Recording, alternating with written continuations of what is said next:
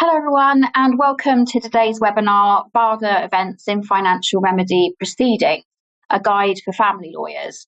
Thank you for joining me. I'm Sadie Glover and I'm a partner, mediator and head of family at Blazer Mills Law in Marlow.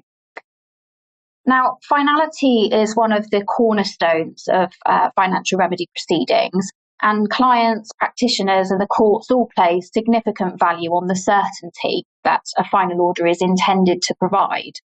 Yet, as family lawyers know, life doesn't always follow the assumptions upon which an order is made, and unexpected events can occur, sometimes tragic, sometimes financial, and sometimes wholly unforeseen, and raising difficult questions thereby about whether an order that was once fair should remain undisturbed. So today we will look at the legal framework surrounding the so-called Barder events, tracing their origins back to the landmark decision in Barder and Barder, and examining how the courts have approached attempts to reopen financial orders in the decades since.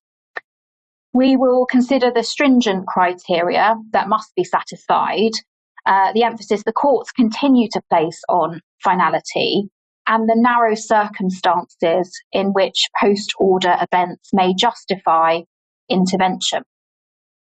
We're also going to be looking at the practical realities facing practitioners, so identifying when a case may genuinely engage the Barder principles, distinguishing true supervening events from ordinary everyday changes in fortune or valuations, and understanding the procedural and strategic considerations involved in advising our clients.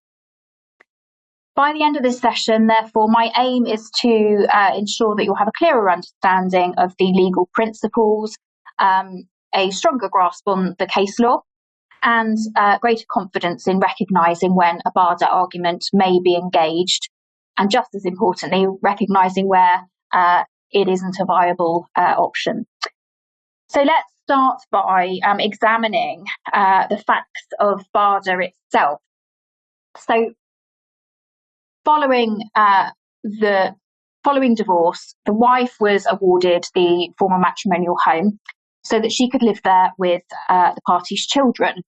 And shortly after the order, the wife tragically killed the children and then took her own life. This meant that the fundamental assumption upon which the order had been made, i.e. housing the wife and the children, no longer existed.